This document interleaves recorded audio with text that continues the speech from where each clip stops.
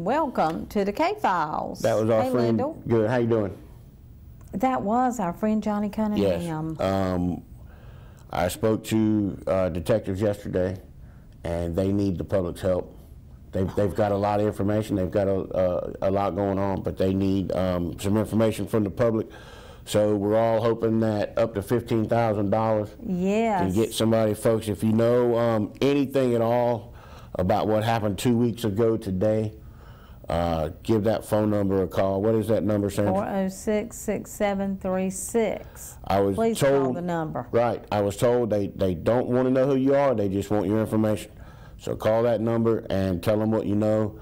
And you know, Johnny was a really good guy. He was. He cared a lot. He cared a lot about Rocky Mount. He cared a lot about people. And the two biggest issues for him was fair housing and employment opportunities. I don't see how anybody can argue with that. So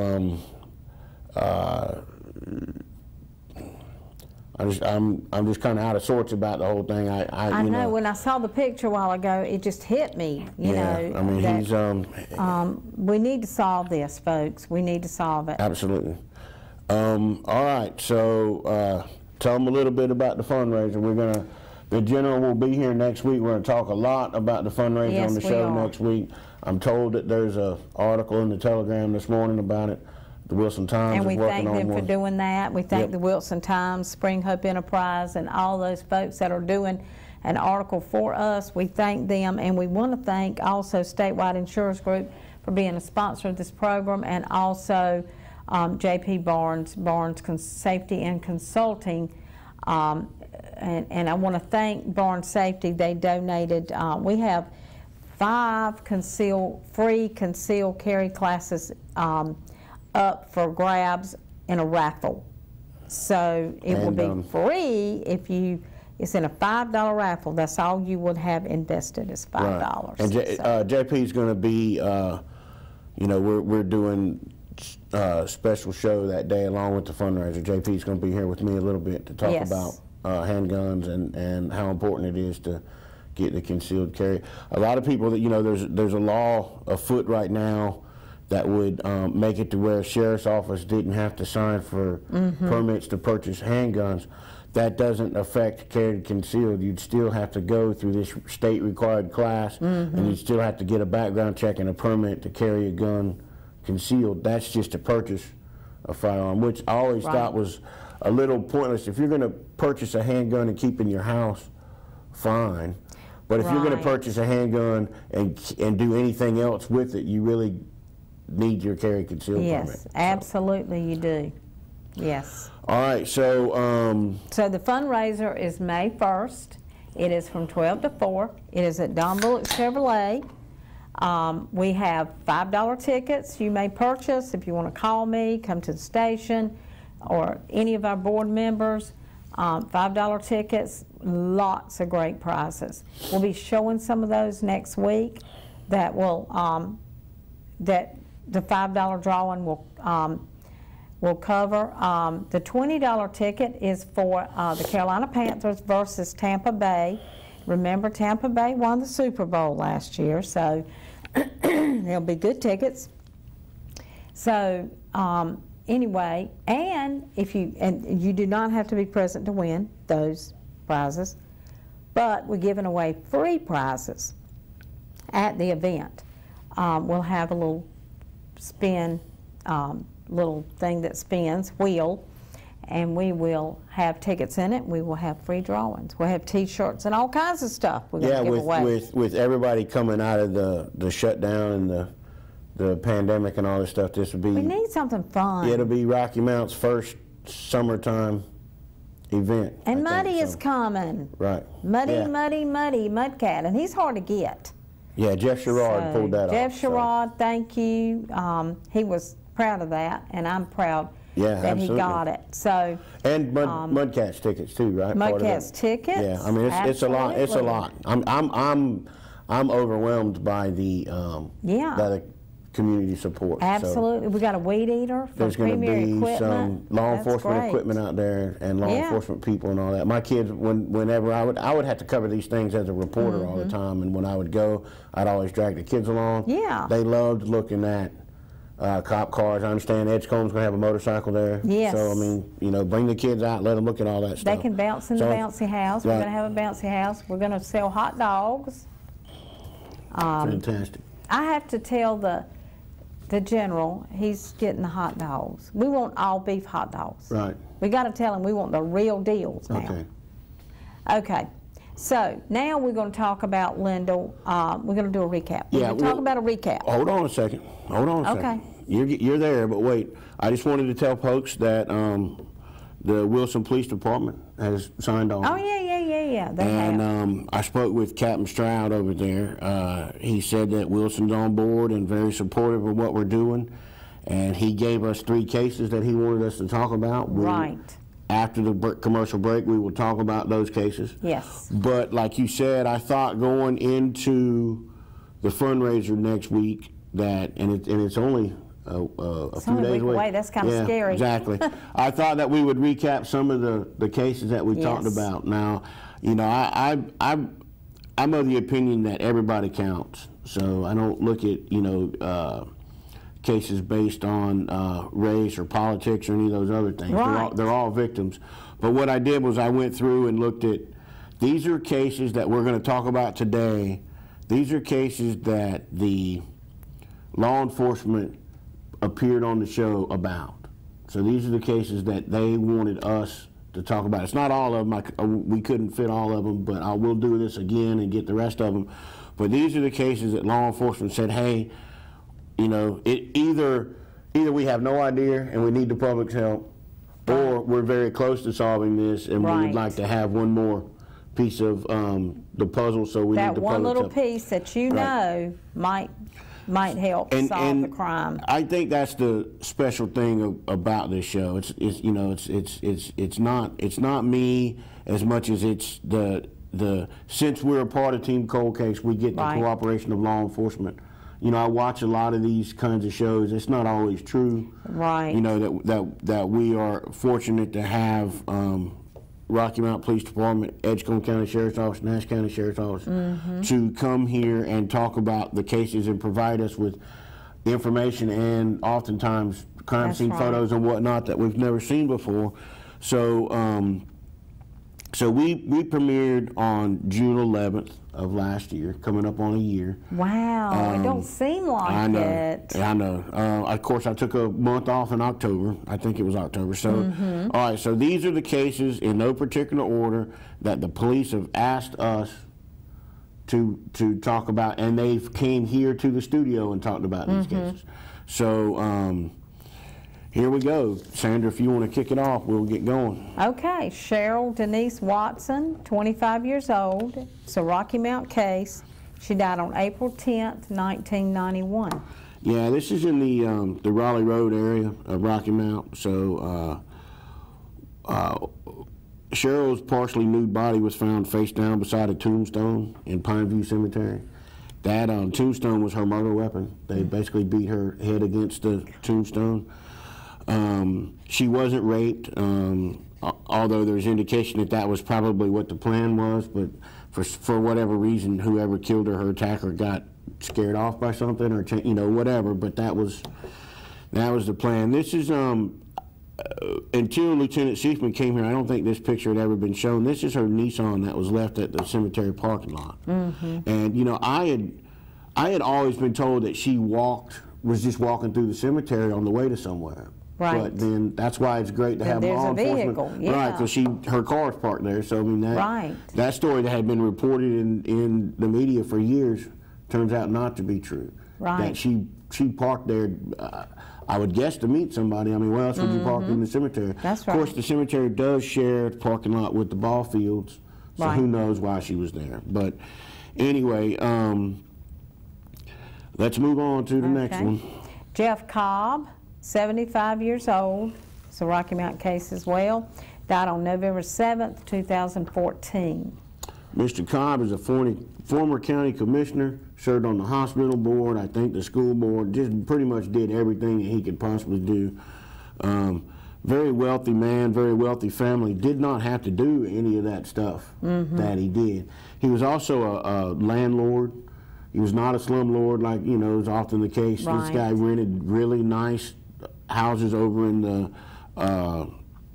where was that at? Benvenue Road area. Yeah, right, over there in that area. So, I mean, you know, really nice homes, really nice people, really nice family. Anybody that's ever shopped at Walmart here in Rocky Mount, you know, it's in the Cobb corner. Right. So, you know, the family, very influential. He was found in his home on Jeffries Court there. He had been stabbed more than 60 times. So, Brittany, show that. There we go. Look at that. I mean, let me make sure. I got to put my glasses on for that. I mean, you can tell. I mean, that was a crime of passion. That was a crime of anger. Stabbed 60 times, several times in the front and the back. A woman's hair tie was found on the floor of the bedroom, and so there's always the possibility that can be matched at some point. I know they're working on that. You know, the police told me they have DNA in the case. They're, you know, the thing about people just think DNA is just this magic thing that, you know, once you got DNA, it's over. Yeah. But you have to match that DNA to somebody. You do. You really do. So if the suspect that you're looking for hasn't been arrested before. Well, it's like fingerprints. DNA is, that's all DNA is. You can't use it. You're absolutely right. That's all DNA is a fingerprint. You have to match it to something. Yeah. You can't match it, you know, you can't use it. All right, Travis Lynch, 21 years old, Nash County case, missing since Christmas Eve, 2003. Is the magic door really open already? Holy smokes. I'm telling you, it's flying by. Wow. Okay, yeah, let me go over Mr. Lynch really quickly. He was a Wilson man missing from Middlesex. He vanished with his car 17 years ago, right? His girlfriend says that he left her house on Christmas Eve, but nobody believes that. She probably doesn't even believe it. They've looked for his granddam everywhere. The girlfriend and her uncle are suspects in this case. So there's that. We go to break. We come back. We're gonna wrap up. We got a few more Rocky Mount cases before we get into those Wilson cases. So we'll be back in a minute.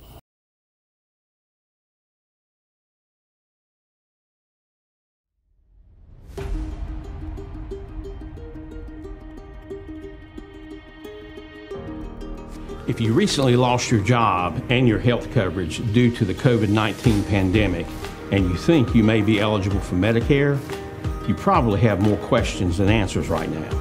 Statewide Insurers Group, All Things Medicare, can help you with that. We can provide the guidance and the answers that you need to get the benefits you may be eligible for. Don't let this time of uncertainty jeopardize your eligibility for your Medicare benefits. Remember, relationships matter. Call Statewide Insurers Group today for the answers that you need now. 316-8166.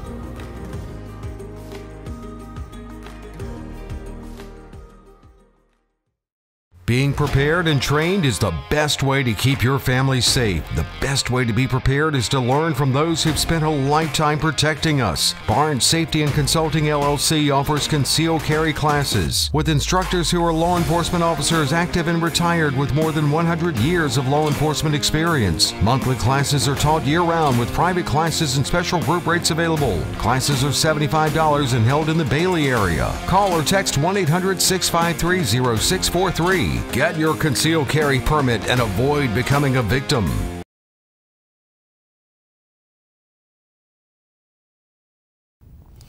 Okay, folks, like we said at the beginning of the show, Wilson Police Department has joined Team Cold Case, which they've asked. Very good thing. Yes, they've asked us to share some cases to get the ball rolling. I've got 3 of them.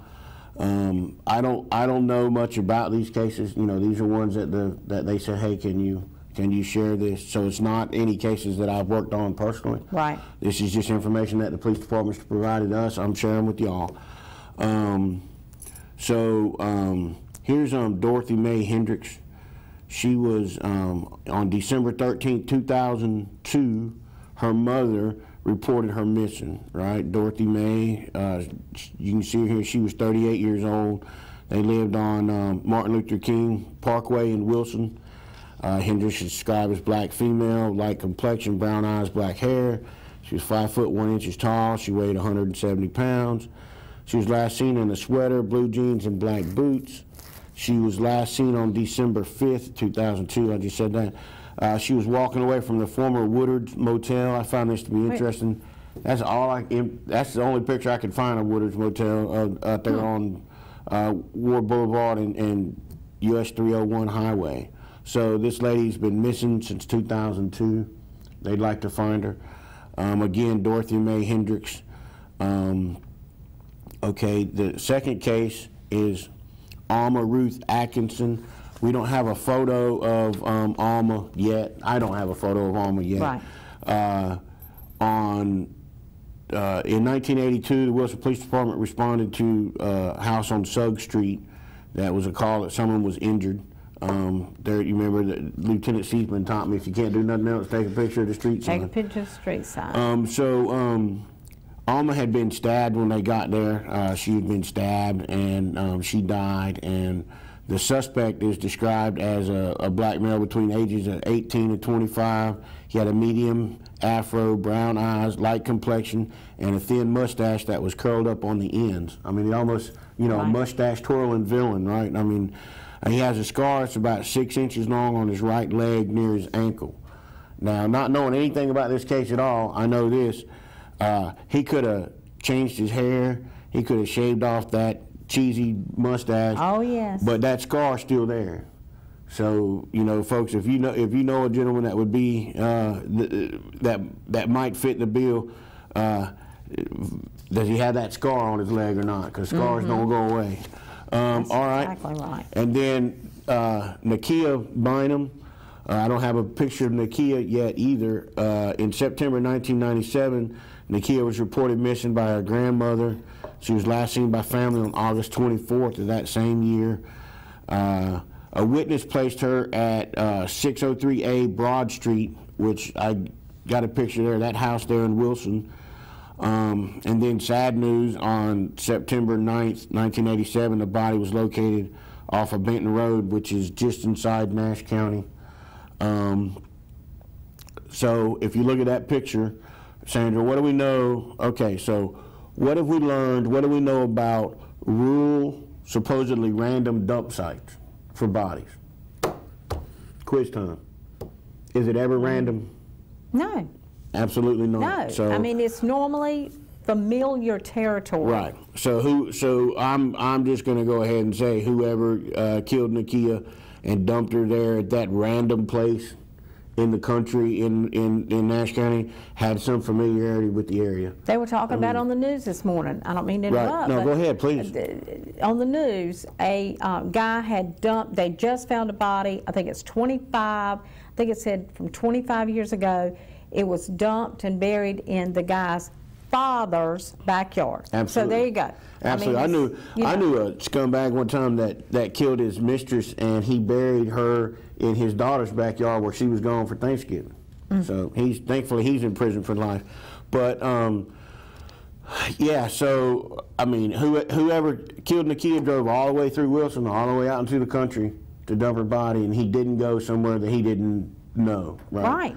All right. So if you know anything about any of these three cases, we're asking you that you call Sergeant Steve Gardner at the Wilson Police Department. His number is 252-399-2331. And then, of course, we got the hotline tip. Sandra, can you tell them that one more time for me? Yes, 406-6736. It is anonymous. I will be looking at more Wilson cases, and we'll be talking about more of them in the future, and Wilson's going to help us out with a lot of those. Yeah. But I wanted to get these out. We've already shared these on social media and all that, so I wanted to get them on the show as quick as possible, get people out watching. Okay, so we got a little bit of time to go back to back to the cases that we've already worked on. Yes. We're at Melanie Wiggins. These are cases that law enforcement has come here and asked us to do. Well, actually, Melanie Wiggins, remember Sergeant Tender was supposed to be here 2 weeks ago, but he got diverted to the Johnny Cunningham murder. So, that's right. So anyway, they did want us to talk about Melanie Wiggins, so go ahead. Okay, Melanie Wiggins, 29 years old. It's an Edgecombe County case, and the body was found May 30th, 2005. That's right. She was found in the woods off Noble Mills Pond Road. She died of blunt force trauma to the head, but she had multiple stab wounds. She was cut on her chest, arms, and back, and she had defensive wounds on her hands, which means that she either tried to fight the attacker or she was asking the attacker not to kill her. You know, so she was conscious during all of this. She felt every bit of that, pain. So, you know, Edgecombe would really like to figure out who did that. Sure. And then Mr. McCrae. Stephen McCrae, 63 years old, Edgecombe County case, missing since January 3rd, 2020. So fairly recent case. Right. Yeah, this is Roberson School Road outside Tarboro where he lived. He was reported missing. There's no sign of him. His daughter, Brittany, has been charged with using his debit card multiple times after he disappeared. She's been charged with financial card theft, identity theft, 2 counts of, flip the page here, 2 counts of obtaining property by false pretense. So the question remains, is she a murder suspect or is she just someone who honored her father by spending all of his money after he died? Real charmer. And then we got one more from the Nashville area. Yes, Randy Colgrove, 53 years old, Nash County case, died on October 21st, 2017. Right. This was on NC 58 outside Nashville. Over there, you live over that way, don't you? All right. So the intruder broke into Randy's home. He got away. They tracked him down. They executed him out on his property. But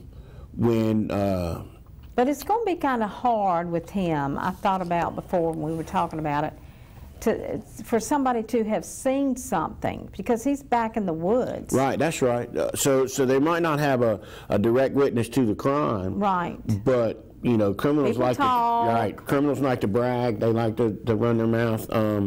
So I think they got a suspect in mind because you know, remember when Sherrod was here, he said that they think that the killer knew Randy. Yes. So you know, so there's they just need some extra information. Right. So he said they're close to solving this case. Wow. So they need some confirmation there. And anything folks, you know might be the missing piece. up to $1,500, right? I mean, that's a lot. That's a big payout for people. Absolutely. Big payout for me, not so much for you. You're rolling in the dough over there. Oh yeah, right. All right, last one for the week. Sammy Soufan, age 47, Rocky Mount case, died on March 8th, 2011. Right, this was Old Wilson Road in Rocky Mount. You know, remember Lieutenant Seifman was here. He actually used to stop in at Sammy's when he was that was patrol. A convenient mart. Yeah, it was. Yeah, Sammy's Takeout on Old Wilson Road. There's a crime scene photo that Lieutenant Seifman brought us. It looks like Sammy was the victim of a botched robbery.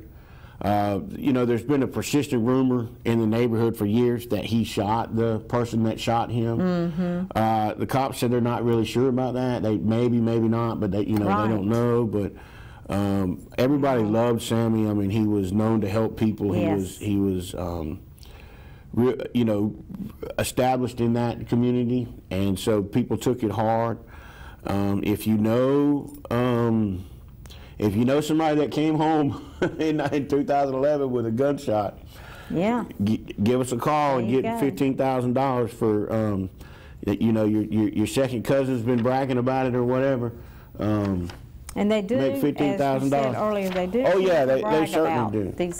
About crime. And see, and that's one thing that okay, so hearsay like that probably wouldn't be usable in court, which is fine, because what police are looking for is the right direction. Right. So you call and you put them in the right direction. I mean, tips range. I used to be a part of Crime Stoppers down in the Wilmington area, and tips would range from, hey, he did it, the shotgun's under his bed. Right. You know, that's a pretty good tip. Oh, yeah. But I mean, they also, you know, tips come in that are, you know, I was driving by that night and I heard a gunshot at 10 o'clock. Yeah, I mean, let law enforcement decide exactly what's important and what's not. Anything. These tips do not too small.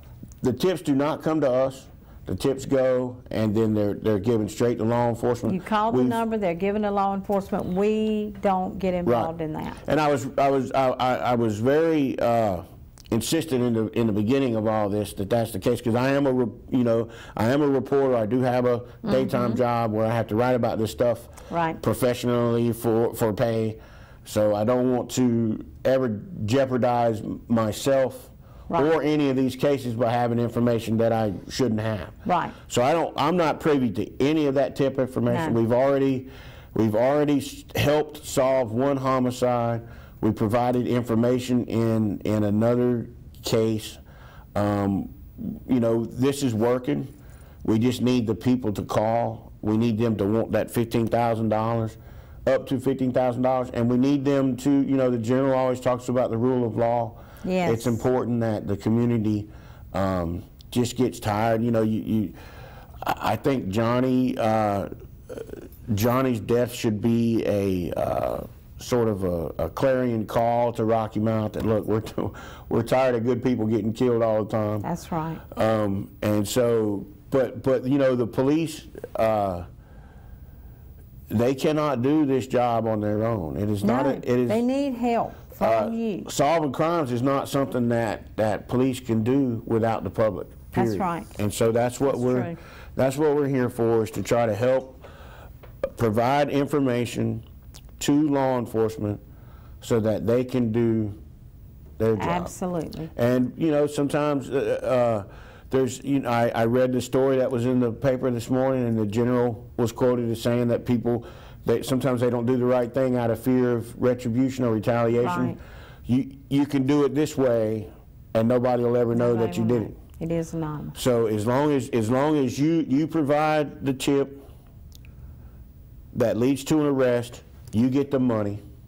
Don't tell anybody, and nobody will ever know. That's right. It's as simple as that. Yep. Up to $15,000. We got a fundraiser. We're raising more money. We're prepared to offer more money. Up to more than 15. So folks need to get on the ball, and we will.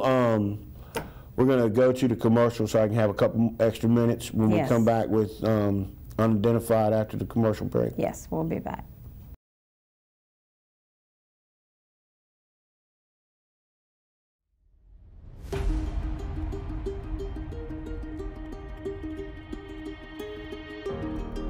If you recently lost your job and your health coverage due to the COVID-19 pandemic, and you think you may be eligible for Medicare, you probably have more questions than answers right now.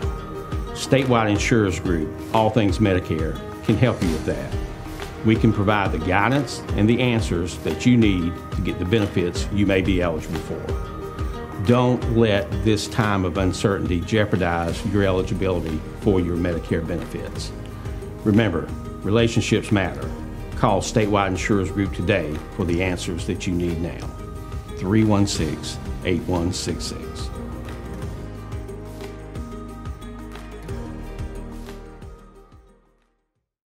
Being prepared and trained is the best way to keep your family safe. The best way to be prepared is to learn from those who've spent a lifetime protecting us. Barnes Safety and Consulting LLC offers concealed carry classes with instructors who are law enforcement officers active and retired with more than 100 years of law enforcement experience. Monthly classes are taught year-round with private classes and special group rates available. Classes are $75 and held in the Bailey area. Call or text 1-800-653-0643. Get your concealed carry permit and avoid becoming a victim.